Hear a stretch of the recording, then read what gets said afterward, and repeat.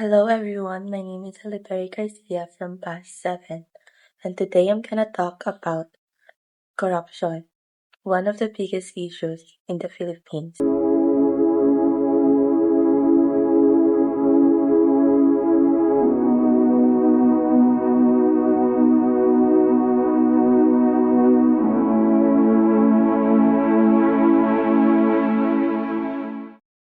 Ngayon, kung lahat pala tayo honest, o marami pala tayo sa atin ay honest, why is the Philippines often, or if not all the time, why is the Philippines always ranked as one of the most corrupt countries in the whole world?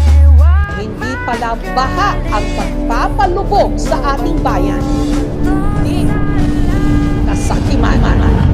Walang buwang ambulan sa gabinete na ito! Naglalaroan lang nila tayo.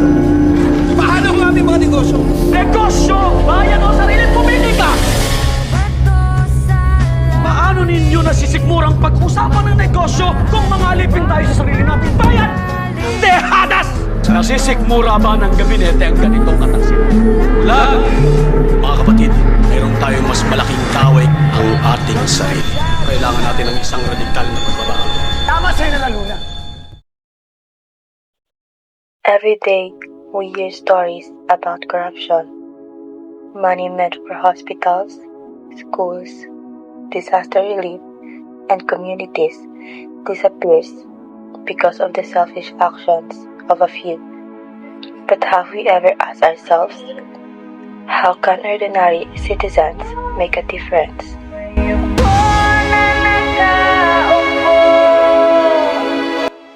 Corruption is not just about stolen money. It affects every Filipino. It means fewer classrooms for students, fewer medicines for patients, weaker disaster response, and fewer opportunities for families to improve their lives.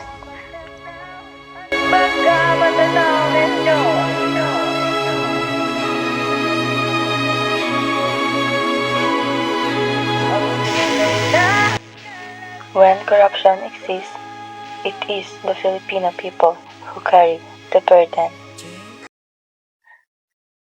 This activity made me realize that corruption is not solved by one person alone.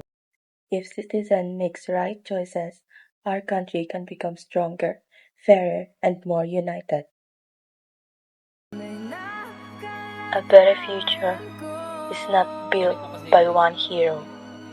It is built by millions of Filipinos who choose honesty over corruption, service over selfishness, and unity over indifference.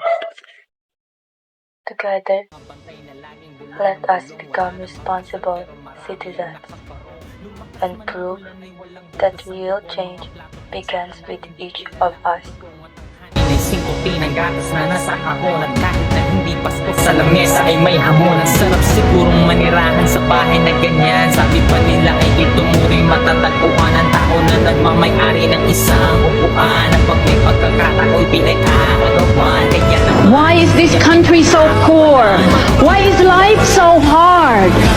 The reason is plain and simple. And that reason is because politics in this country is so corrupt. The values I learned in CWTS2 are not only lessons, they are guides for everyday life. As a student and as a Filipino, I choose honesty, responsibility, and service to others. Umagayaking banyo ang aking inay na may kayamanan. Isang kaldero na nagagamit ang pag ang aking ama.